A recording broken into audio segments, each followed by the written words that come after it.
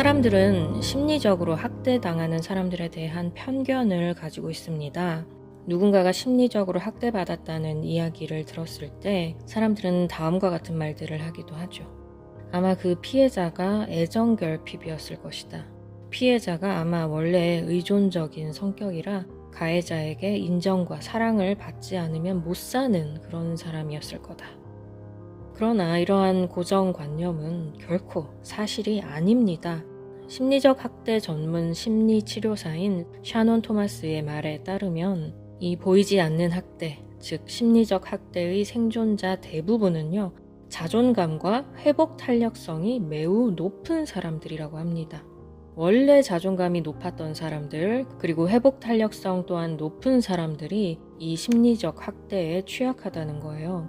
사람들이 갖고 있는 편견과는 달리 이 심리적 학대의 피해자들은 처음부터 자존감이 낮아서 당하는 게 아니라 나르시시스트로부터 학대당하는 그 과정 속에서 자존감이 낮아진다는 것입니다. 원래는 회복 탄력성이 매우 높았던 사람들이 나르시시스트와의 관계로 고통을 입으면서 점차 회복할 수 있다는 희망의 끈을 놓아버리게 된다는 거죠. 따라서 해로운 환경에 있는 동안 생존자의 핵심적인 이 특징들이 얼마나 많이 변했는지를 받아들이는 것이 치유의 중요한 단계가 된다고 합니다. 피해자가 심리적 고통에 신음하며 전문가를 찾아왔을 때 상담 초기에는 대부분 감정적 혼란을 겪고 불안해하며 우울하거나 자살 성향도 있을 수 있지만 이들이 절대 원래부터 이런 사람들이 아니라는 거죠. 또한 심리적으로 학대당하는 사람들의 또 다른 공통점은 바로 감정적인 수용력이 높다는 것입니다. 이 감정적 수용력이 높은 사람들은 인내력이 뛰어나기 때문에 학대적인 환경에서 더 오래 머무는 성향이 있다고 해요. 객관적으로 봤을 때 그닥 바람직해 보이지는 않는 현상입니다만 한편 감정적인 수용력이 높은 생존자는 치유되고 회복되기가 조금 더 수월하다고 합니다. 생존자의 장점은 이런 식으로 양날의 검이 될 수 있습니다. 마지막으로 심리적으로 학대당하는 사람들의 공통점이 한 가지 더 있는데요. 바로 타인을 비판하지 않으려는 경향입니다. 누군가를 비난하고 잘못을 들추는 것을 옳지 않은 태도라고 여기는 마음이 강하다는 거예요. 이 때문에 나르시시스트의 잘못을, 악행을 계속해서 덮어주고 사람들 앞에서 공개하지 않으려고 합니다. 생존자 중에는 심리적 학대로 인해 망가진 자신을 정말로 잘 감추는 사람들이 있습니다. 사람들 앞에서 잘못된 점을 비판하거나 들추지 않고 그저 안으로 사귀면서 아무도 모르게 혼자 고통스러워해요. 그런데 이것은 사실 나르시시스트들이 제일 좋아하는 태도입니다. 고립된 피해자는 조종하기가 쉽기 때문이죠. 물론 피해자가 자신의 상처를 외부에 숨기는 데에는 이외에도 여러 가지 이유가 있을 수 있습니다. 나르시시스트가 대중에게 알려진 유명한 존재라면 학대가 알려졌을 때 일어날 사회적 파장을 너무나 잘 알고 있기 때문일 수 있어요.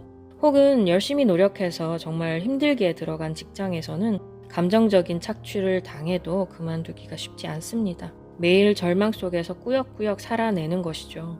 여러 가지 사정으로 인해 상대의 허물을 덮어줄 수밖에 없는 상황들이 있을 겁니다.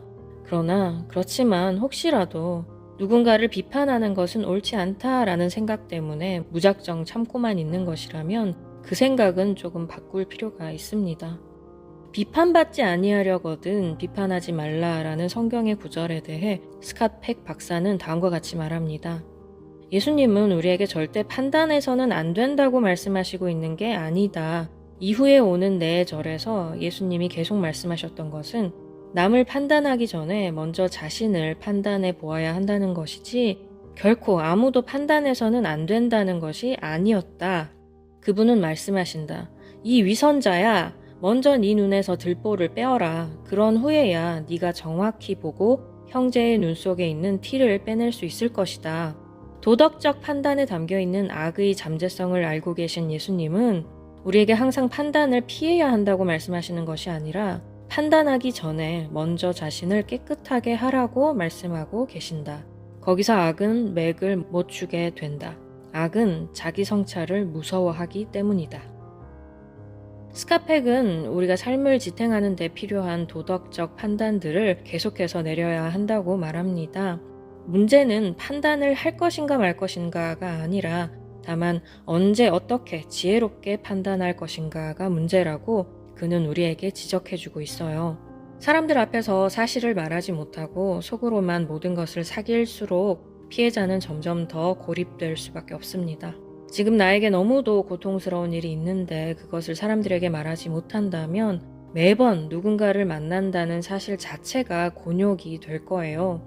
괴로운 마음을 완전히 숨기고 가면을 쓴 채 매번 웃음을 짓고 아무 일 없는 척 행복한 척 하는 그 일이 에코이스트에게는 정말 쉬운 일이 아닙니다. 나르시시스트들이야 평소 모든 것이 다 거짓이고 늘상 쓰는 게 가면이라 삶 자체가 연기라고 할 수 있지만 에코이스트들은 가면을 쓰고 사람들을 대하는 것이 너무도 고통스러워요. 그리하여 자연스럽게 점차 사람들로부터 멀어지고 스스로를 더더욱 고립시키게 됩니다. 가면을 쓰기 싫으니까요. 그런데 그것은 그야말로 나르시시스트들이 원하는 일이죠. 나르시시스트는 자기가 모든 상황을 그렇게 만들었다는 것도 전혀 모른 채 상대를 비웃을 겁니다. 너는 왜 친구도 없냐? 넌 왜 인간관계가 그 모양이냐? 라고 하면서요.